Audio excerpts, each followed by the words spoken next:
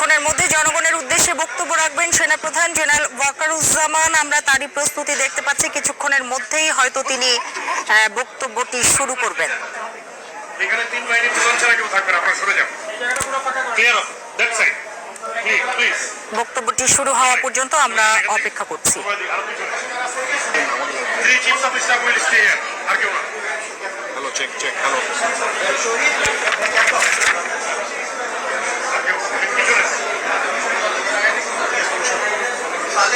একটা অনুরোধ, পিছনে কেউ থাকবে না, সম্পূর্ণ বেশি পিছনে কেউ থাকবে না।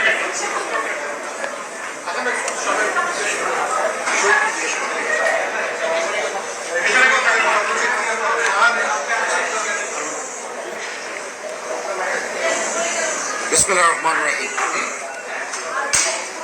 প্রিয় দেশবাসী, আসসালামু আলাইকুম। আপনারা জানেন যে দেশে একটা ক্রান্তিকাল চলছে। আমি সমস্ত রাজনৈতিক দলের নেতৃবৃন্দকে এখানে আমন্ত্রণ করেছিলাম, ওনারা এখানে এসেছেন। আমরা একটা সুন্দর আলোচনা করেছি। সেখানে আমরা সিদ্ধান্ত নিয়েছি যে একটা ইন্টারিম গভর্নমেন্ট আমরা ফর্ম করব এবং ইন্টারিম গভর্নমেন্টের মাধ্যমে এদেশের সমস্ত কার্যকলাপ চলবে।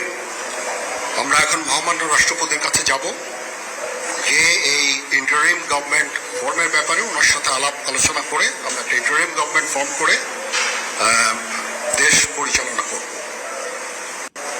আমি আপনাদের কথা দিচ্ছি, সমস্ত হত্যা, সমস্ত অন্যায়ের বিচার আমরা করব। আপনারা সেনাবাহিনীর প্রতি আস্থা রাখেন, সশস্ত্র বাহিনীর প্রতি আস্থা রাখেন। আমি সমস্ত দায় দায়িত্ব নিচ্ছি, আপনাদের জানমাল, এবং আপনাদেরকে আমি কথা দিচ্ছি যে আপনারা আশাহত হবেন না। ইনশাল্লাহ আপনাদের যত দাবি আছে সেই দাবিগুলো আমরা পূরণ করব এবং দেশে একটা শান্তি শৃঙ্খলা ফিরিয়ে নিয়ে আসব। আপনারা আমার সাথে সহযোগিতা করেন, দয়া করে আর এই ভাঙচুর, হত্যা, মারামারি, সংঘর্ষ এগুলো থেকে বিরত হন।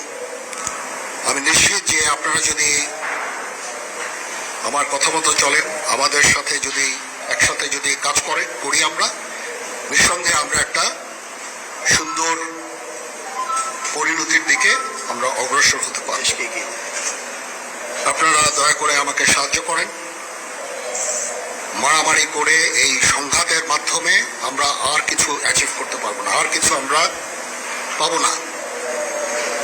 সুতরাং দয়া করে আপনারা সমস্ত ধ্বংসযজ্ঞ, সমস্ত অরাজকতা, সমস্ত সংঘর্ষ থেকে বিরত হন এবং ইনশাআল্লাহ আমরা সবাই মিলে একটা সুন্দর ভবিষ্যতের দিকে আমরা অগ্রসর হব। প্রতিটা হত্যার বিচার করা হবে, প্রতিটা অন্যায়ের বিচার হবে। আমরা আজকে সুন্দরভাবে কথা বলেছি, সমস্ত দলের প্রধান দলের নেতারা এখানে উপস্থিত ছিলেন। আমি ওনাদের ইনভাইট করেছিলাম এখানে। ওনারা ভেরি নাইস অফ দেম যে ওনারা এসেছেন, অ্যান্ড আমরা একটা সুন্দর আলোচনা করেছি এবং এই আলোচনাটা ফলপ্রসূ হবে বলে আমি মনে করছি এবং আমরা একটা সুন্দর একটা ইন্টারিম গভর্নমেন্ট ফর্ম করে আমরা দেশ পরিচালনা করব। মাননীয় প্রধানমন্ত্রী পদত্যাগ করেছেন এবং এখন একটা ইন্টারিম গভর্নমেন্ট ফর্ম করে আমরা আমাদের কার্যক্রম পরিচালনা করব। আপনারা একটু ধৈর্য ধরেন, আমাদের কিছু সময় দেন। ইনশাআল্লাহ আমরা সবাই মিলে সমস্ত সমস্যার সমাধান করতে সক্ষম হব। আপনারা আর এই সংঘাতের পথে যাবেন না এবং শান্তি শৃঙ্খলার পথে ফেরত চলে আসেন। আমাদের দেশের অনেক ক্ষতি হচ্ছে, অর্থ সম্পদের ক্ষতি হচ্ছে, জানের লোকজন মারা যাচ্ছে। তো এগুলো থেকে আপনারা বিরত হন এবং আমাদের সাহায্য করেন। আমি সমস্ত দায়িত্ব নিচ্ছি, আপনারা আমাকে সাহায্য করেন। সবাইকে ধন্যবাদ। আল্লাহ হাফেজ।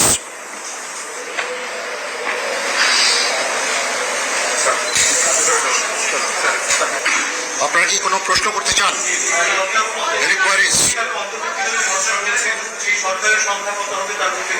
এখনো এটা খুব আর্লি স্টেজ। স্টেজ আমরা যাব মহামান্য রাষ্ট্রপতির সাথে যে আলাপ আলোচনার মাধ্যমে এটা আমরা করব।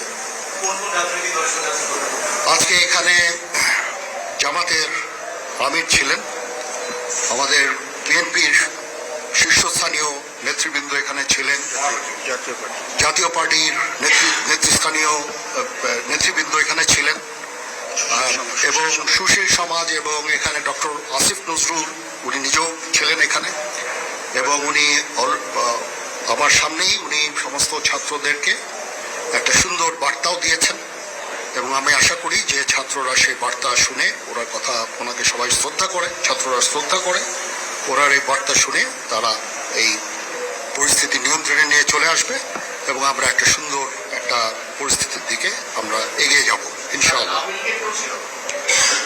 এখানে আওয়ামী লীগের কেউ ছিল না, আওয়ামী লীগের কেউ ছিল না।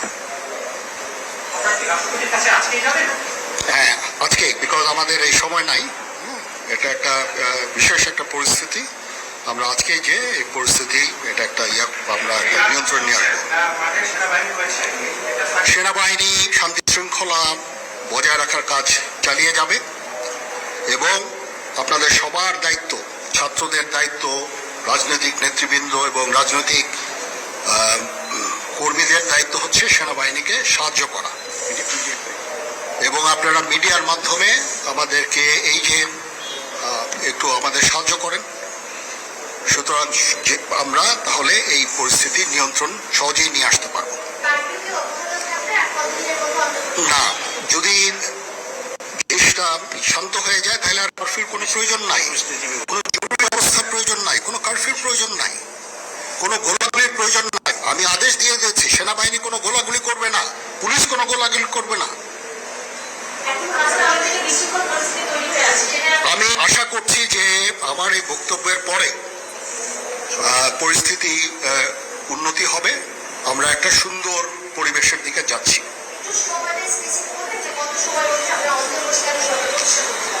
আমরা একটা না, আমি আজকে রাতের মধ্যে একটা আমরা সলিউশনে যাওয়ার চেষ্টা করবো, বাট আমাদের হয়তো 2-1 দিন সময় দিতে হবে। এটা আমরা এখনো এটা টু আর্লি, আমরা যাচ্ছি যে আমরা কথা বলবো মহামান্য রাষ্ট্রপতির সাথে, আমরা একটা সুন্দর সলিউশনে আমরা পৌঁছাবো।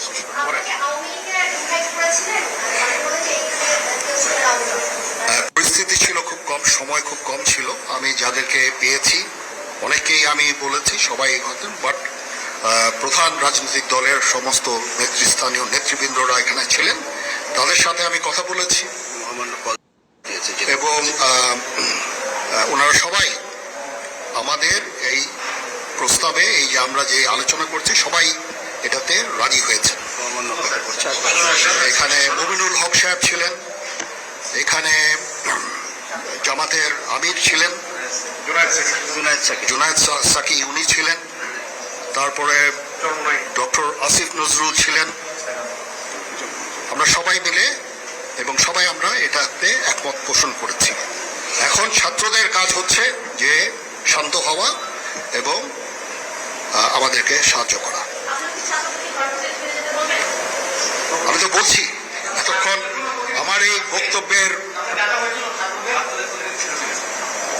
ছাত্রদের প্রতিনিধি বলতে আমি এখন ওনাদের কাউকে পাইনি। আমি ডক্টর আসিফ নজরুলকে রিকোয়েস্ট করেছি, যেহেতু ওনাকে ছাত্ররা শ্রদ্ধা করেন এবং উনিও একটা সুন্দর একটা ভিডিও মেসেজ উনি দিয়েছেন ছাত্রদের জন্য। আমি আশা করব যে এই ভিডিও মেসেজটাও কাজে হবে, কাজ দিবে, এইভাবে আমরা কাজ করে দেবো। সবাই ভালো থাকেন, সবাইকে ধন্যবাদ। এখানে আপনারা যত প্রশ্ন করতে থাকবেন আমাকে দেরি করাবেন, ইটস টু আর্লি। আমরা কাজ করছি, আমাদের একটু কাজ করতে দেন, একটু সময় দেন, আমরা একটা সলিউশনের মধ্যে আমরা যাবো ইনশাআল্লাহ। হ্যাঁ, আপনারা সবাই যারা আন্দোলনরত, যারা ছাত্ররা আছেন, আন্দোলনরত যত লোকজন আছেন, দয়া করে ঘরে ফিরে যান। সবাই ভালো থাকেন, আল্লাহ আমাদের মঙ্গল করুক। আল্লাহ হাফেজ।